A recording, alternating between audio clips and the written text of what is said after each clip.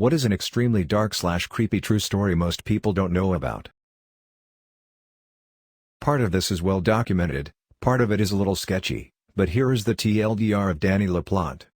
A pregnant woman and her children are found murdered. The suspect is a creepy high school student who lived in the neighborhood. Sure enough, they track him down and it goes to trial, very gruesome details. Then they come to find out it was not his first offense. He had disappeared before when he was 15, and he was discovered, according to the story, living/hiding in the walls of a girl whose family he had been stalking. There are some freaky detail including his masturbation preferences, etc. Here are some supposed details in some sources. The movie finished and the girls went off to change for bed. At the same time the dad came home. The youngest, 8 or so, was in her bedroom. She opened her closet and found Danny LaPlante standing there with a hatchet. He was dressed in her dead mother's clothes with makeup smeared on his face. He told her to be quiet and tied her up. He eventually tied up the whole family in the bedroom. He told them he was going to kill them, he'd be right back, so start praying. The guess is he went to ransack valuables. Thankfully, the youngest was able to wriggle free. She jumped out of the neighbor's house who called the cops before coming back over with a gun to free the family. He freed the dad and the daughters but didn't see LaPlante. Cops came and couldn't find LaPlante. The family stays with relatives for 2 weeks to get away from the house. In that time nobody's found LaPlante. The family has to come home. They pull in their driveway, see that motherfucker standing in the window. The father starts yelling. Neighbors come over. They surround the house. Cops come and search the house. They don't find Danny but find a disturbing scene. Pennies are glued to the ceiling. Strange writings are on the wall. All of their clothes, furniture, and fucking everything had been jacked off on. But no Danny. They search the house. Nothing. Nothing until a cop in the basement hears a noise coming from behind the washing machine. Cops rush in and pull the washing machine away from the wall and find a hole. In that hole is Danny. The Amy Bradley disappearance. She disappeared from a cruise ship en route to Curacao in 1998, and years later photos, NSFW, were emailed to her parents that very much resembled her, and looked like she had been sold into sexual slavery.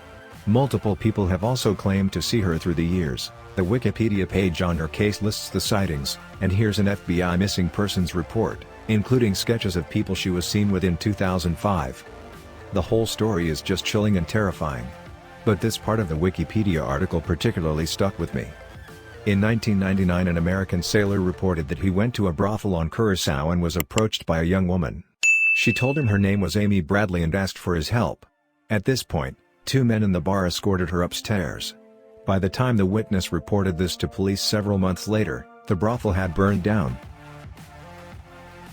During World War II, an American airplane crashed near the Japanese island of Shikijima. There were 9 servicemen on board. 1 was rescued by an American submarine. The other 8 were taken in by the Japanese. Don't want to go into all the details, but through some time and events, the Japanese ended up eating those servicemen. But that's not the weird part. The one serviceman who was rescued? That was George H.W. Bush. Google Shikijima incident for more details if you'd like.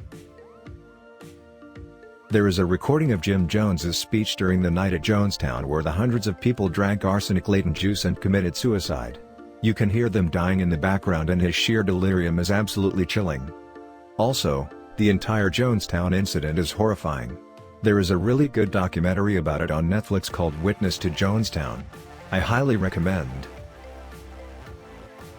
My granddad was a firefighter. One of his jobs was taking pictures of the aftermath of fires, for evidence or record. This included the charred corpses of fire victims, so he has plenty of dark stories. The worst he told me was when his unit reported to a house fire, and they found a locked room with 3 children in it, burned to death. Their father was in another room, passed out drunk. He had locked them in their room so he could go to the shop to buy more booze, and sometime between him leaving and coming back and passing out, he had started a cigarette fire, killing his children. I probably shouldn't say this bit, but most of the people involved have passed now. They beat the shit out of that bastard. When the police showed up and he was trying to get them all arrested for assault, my granddad silently showed them the scratch marks the children had left on the inside of the locked door, and nothing more was said. When Vlad the Impaler was about to be invaded, he, true to his title, impaled hundreds of peasants on his country's border so that his attackers would see how ruthless he was. It worked, and the invaders turned back and went home. Historians believe Vlad's penchant for impaling stemmed from sexual abuse from men while he was a boy. Also, he experimented with different methods of impaling through various orifices, and in his off time would eat his meals while watching people slowly dying upon their spikes. The Baby P story really fucked with my head. In the UK a couple of years ago, the boyfriend of this woman started beating her son.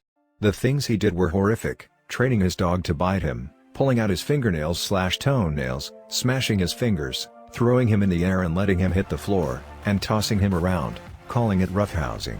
The boyfriend eventually did this so hard that one night he snapped Baby P's spine in half. One of the things that stuck with me was when I read that he was trained to be submissive, and when the boyfriend would enter the room, Baby P would automatically put his head to the floor. When I first read about it, I had nightmares for weeks.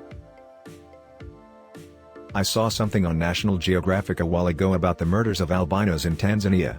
There was one case of a family with two albino sisters, one of which had her arms and legs hacked off in the middle of the night for sale on the black market. The other albino laid next to her sister for the remainder of the night as she bled to death. They live in a very secluded hut with no electricity. Albino limbs are reportedly worth a lot in certain parts of Africa for use in traditional witchcraft. Hi-Fi murders in Utah. Dale S. Pierre and William Andrews, members of the U.S. Air Force, broke into a home audio shop to rob it and took 5 people hostage. They gave the hostages a blue liquid that they told them was vodka laced with sleeping pills. The victims refused to drink it. The blue liquid wasn't vodka, it was actually Drano that they then forced them to drink, which made the victims' flesh peel away and cause severe blisters. They then stomped a pen into one of the hostages' ear. There was also a teenage girl held hostage that they raped multiple times, then threw her on her face and shot her in the head. Once upon a time on Staten Island there was an institute for the mentally disabled known as Willowbrook. Long story short, most of the patients were left unattended. In other words, it was fucking nightmare. Here a short glimpse of what I'm talking about. Needless to say, that shit show was shut down, but that's only the beginning. Years later, a man by the name of Andre Rand, who was an old attendant of the facility, kidnapped 2 young girls, Holly Ann Hughes and Jennifer Schweiger. Rand was given the nickname Cropsy after an old urban myth of a forest-dwelling axe-murderer. The body of Holly Ann Hughes was discovered in the surrounding woods, while Jennifer's body has yet to be found. There's actually a decent documentary about the whole thing on Netflix, just search for Cropsy. Centralia, Pennsylvania. It was a pretty decent-sized coal mining town, and in the 60s, a fire, which I believe was started at a landfill, but was not put out completely, caught an exposed coal vein on fire, and the fire burns underground to this day. In the 80s, the government started paying people to leave and buying up all of the land and destroying the houses so no one could live there. Since they didn't exactly force people to leave, the town still has a population of about 10. There is enough coal underground to keep the fire burning for a very long time. I have been there before, and in person, it is really eerie. It's a bunch of empty streets with 1 or 2 houses, a church, and some cemeteries. One part of the highway, which was closed off and rerouted because of the fire, is all cracked and misshapen, so the road is really uneven. One of the weirdest things is the steam that comes out through the ground. It almost looks like little hot springs everywhere, but it's really all coming from the fire below.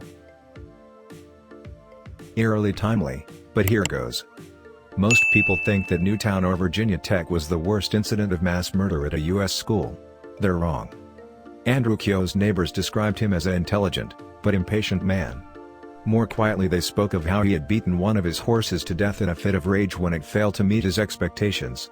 His reputation for thriftiness earned him the role of treasurer of the school board in Bath, Michigan, but the other members soon found him difficult to work with. By 1926, his wife became ill with chronic tuberculosis. The cost of her treatments had put a strain on the couple's finances, but Kyo blamed the school superintendent. Around the same time, he ran for the position of town clerk, which he had been temporarily filling, but was soundly defeated.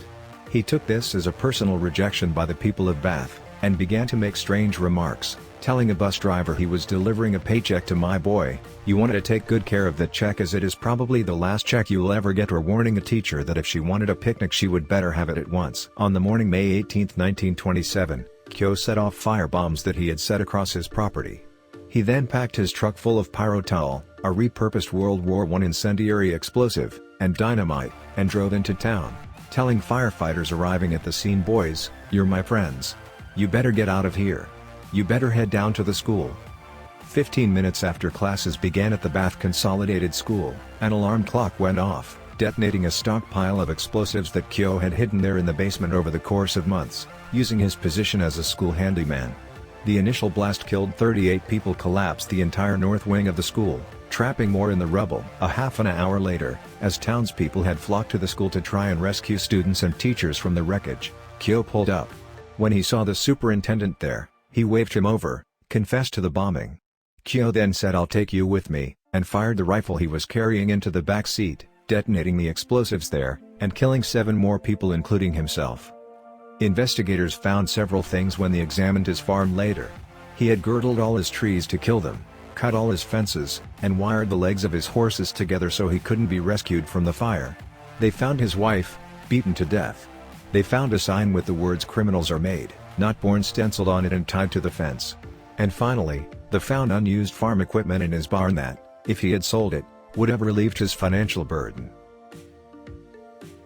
It is in the German memoir Sniper on the Eastern Front. The story I am about to tell gives me chills even to this day, and I think about it often. It is March 1945, and the Germans have been pushed back by the Russians into Germany and Czechoslovakia. He was scouting some German village in the Sudetenland. A Russian platoon drove around, so he hid in a caved-out building, so this lone sniper had a front row seat to the horror to what was to follow. The platoon was plundering the village until it ran into this German couple. The Russians then tied up the husband, and forced him to watch as the Russians, in order of ranking personnel, raped the wife. One by one. She was screaming in agony, fell in and out of consciousness, and was in so much pain. When the last Russian was finished with her, he shoved a flare gun up the woman's vagina, and fired it. The woman screamed out the most animalistic, brutal, and haunting scream the German has ever heard, as the flare was slowly burning the woman's insides and blood/flare residue/flames were rushing out of her body, and then she slumped over dead. German reinforcements soon arrived, and killed/wounded the platoon, and the husband went into his house, grabbed an object, I recall it was a shovel, and hacked the remaining wounded Russians on the ground until they were all dead. Some of the Germans tried stopping him, but the lone sniper held them back. I woke up at 7 years old, totally naked, with the sole window in my room open, screen placed outside propped up against the house. I have no memory of what may have happened or how I came to be naked in the middle of the night. I went to my mother, in my predicament, who rolled over and told me I was fine. I took her word for it, put some clothes on, and went back to bed. I still have no idea what happened. I do remember her putting the window screen back into its proper place the next day, and nothing else was ever said,